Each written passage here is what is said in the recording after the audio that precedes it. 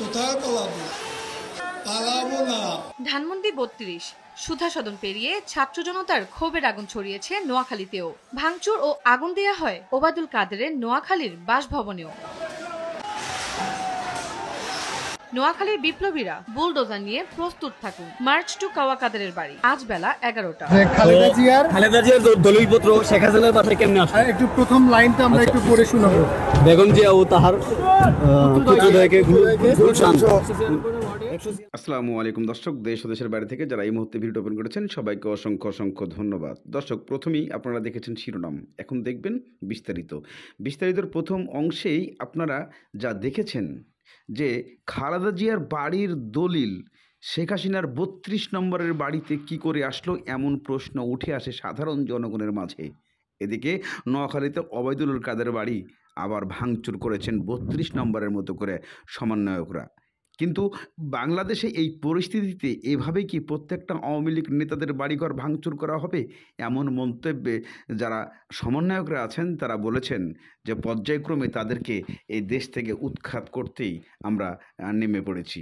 কেননা খালেদা জিয়ার বাড়ির দলিল ৩২ নম্বরে কি করে গেল এটাই জানার তথ্য আমরা। নির্ঘুম রাত পেরিয়ে দিনের শুরু ধানমন্ডির ৩২ নম্বরে। ২৪-এর গণ অভ্যুত্থানের পরও আওয়ামী লীগের দাম্ভিকতা আর শেখ হাসিনার বক্তৃতার ঘোষণাই কাল হল ইতিহাসের আলোচিত শেখ মুজিবুর রহমানের এই বাড়িটির।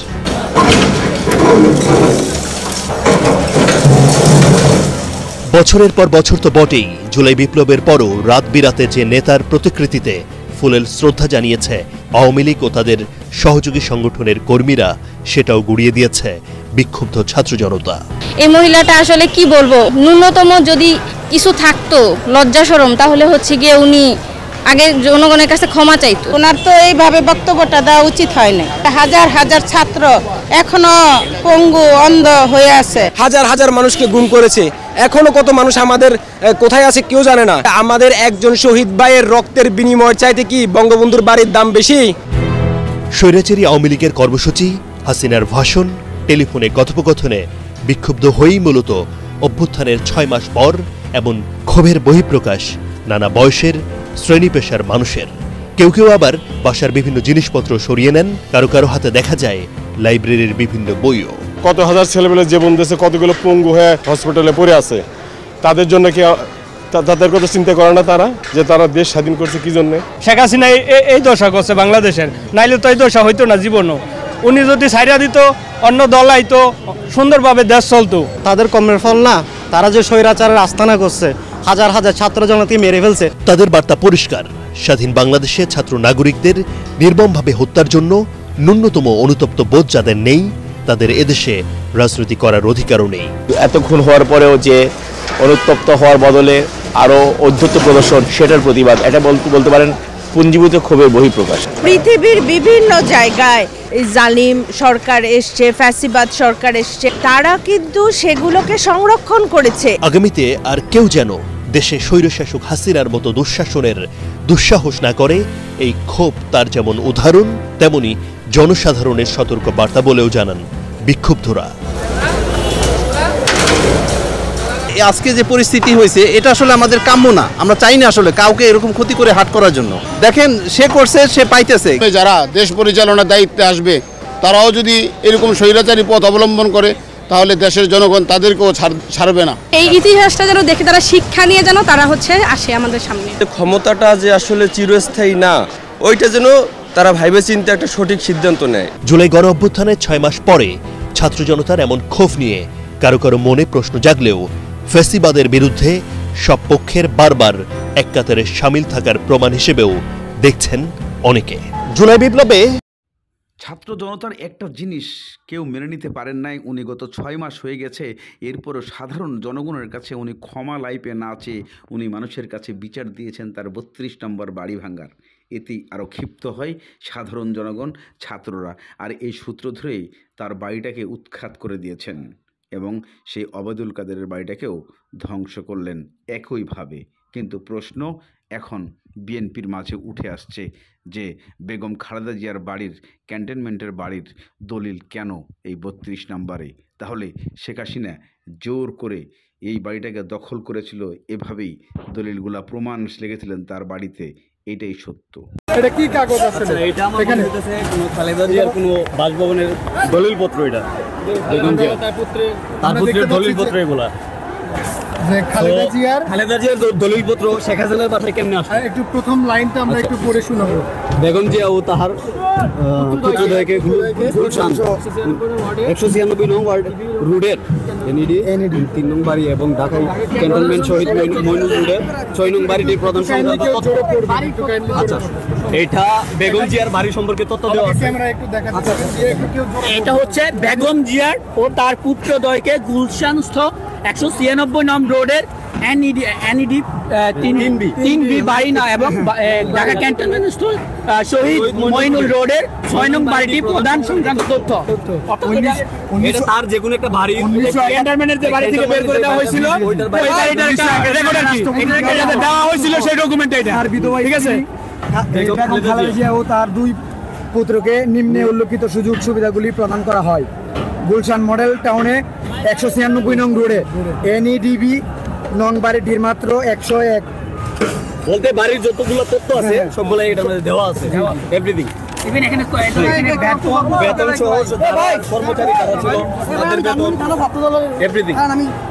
আচ্ছা, না যোগাযোগ আমরা এগুলো আমরা পেজে ছেড়ে দেব। ঠিক আছে না ভাইটা কেন দিন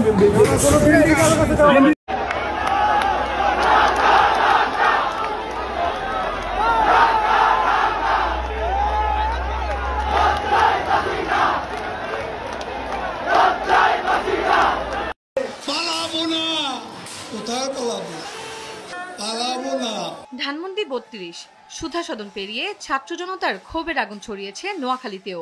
ভাঙচুর ও আগুন দেয়া হয় ওবায়দুল কাদেরের নোয়াখালীর বাসভবনেও। নোয়াখালীর বিপ্লবীরা বুলডোজার নিয়ে প্রস্তুত থাকুন, মার্চ টু কাওয়া কাদেরের বাড়ি। আজ বেলা 11টা। বৃহস্পতিবার সকালে বৈষম্য বিরোধী ছাত্র আন্দোলনের নোয়াখালী জেলার নিজস্ব ফেসবুক পেজ থেকে পতিত আওয়ামী লীগের সাধারণ সম্পাদক ওবায়দুল কাদেরের বাড়ি বুলডোজার দিয়ে গুড়িয়ে দেওয়ার ঘোষণা দেয় বৈষম্য বিরোধী আন্দোলনের নোয়াখালী জেলার সমন্বয়করা। বিগত 5 আগস্টের পরবর্তীতে হচ্ছে এখানে একবার হামলা হয়েছে তার বাড়িতে, কিন্তু পরবর্তীতে হচ্ছে আমরা যে জানি যে হচ্ছে এখানকার যারা স্বৈরাচার দোষর আছে তাদেরকে সাথে নিয়ে এই বাড়িটি একবার সংস্কার করা হয়েছে। পরবর্তীতে এখন ছাত্র জনতার ব্যানারে ছাত্র সমাজ এসে এখানে হচ্ছে দেখতে পেয়েছে যে এখানে আবার নতুন করে রং করা হয়েছে এবং নতুন করে কাজ করা হয়েছে। এই সকল স্থাপনা ইতিমধ্যে হচ্ছে ভেঙে দিচ্ছে ছাত্র জনতা। একটা শব্দও বলবো না। সারা দেশে শিক্ষার্থীদের ওপর হামলা ও উস্কানিমূলক বক্তব্যের জন্য হাসিনার পর অন্যান্য নেতাকর্মীদের শীর্ষে ছিলেন ওবায়দুল কাদের। ওবায়দুল কাদের কাওয়া কাদের নামেই বেশি পরিচিত ছিলেন। কোথায় পালাবো? পালাবার পথ পাবো না। এবার এক দফা শেখ হাসিনাকে কবরস্থানে পাঠাতে হবে। ওবায়দুল কাদের ওরফে কাওয়া কাদের প্রতিবার প্রতিশ্রুতি দিয়ে কথা না রাখলেও নোয়াখালী সমন্বয়করা যেমন ঘোষণা তেমনই কাজ করেছেন। বৃহস্পতিবার তার বাড়িতে চলছে ছাত্র জনতার এমন ভাঙচুর।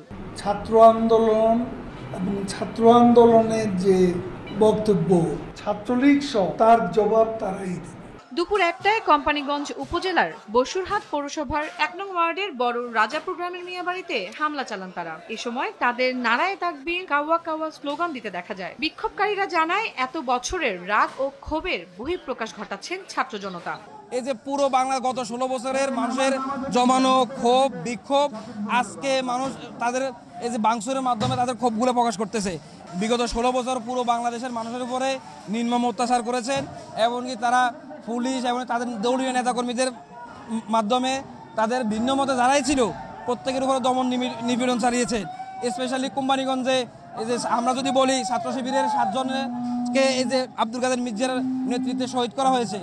সাতক্ষীরাতে এই যে তাদের আওয়ামী লীগের নির্দেশে অনেকের বাড়িঘর ভাঙচুর করা হয়েছে। কাওয়া কাদেরের যে স্থাপনা সেটা আমরা ভাঙার জন্য এসেছি। সারা দেশে স্বৈরাচারের যেসব দোসররা এখন এসব আস্তানাতে আসে লুকিয়ে আছে, আমরা তাদেরকে খুঁজে খুঁজে বের করব এবং হচ্ছে এই সকল আস্তানাকে আমরা মাটির সাথে মিশিয়ে দেব। আন্দোলনকারীরা কেউ বাড়ির ছাদে, কেউ বাড়ির ভেতরে, আবার কেউ বাড়ির সামনে অবস্থান করছেন। কাওয়া কাওয়া সহ বিভিন্ন স্লোগান দিতে দিতে তারা বাড়ির ভেতরের বিভিন্ন আসবাবপত্র ভাঙচুর, ছাদের রেলিংয়ে ও সামনে থাকা পোড়া একটি গাড়িতেও আগুন দেন। স্থানীয় বাসিন্দারা জানান বাড়িতে ওবায়দুল কাদেরের নিজস্ব কোনো ভবন নেই, তবে তার কর্মের ফল এখন ভোগ করছেন তার ছোট ভাই কাদের মির্জা।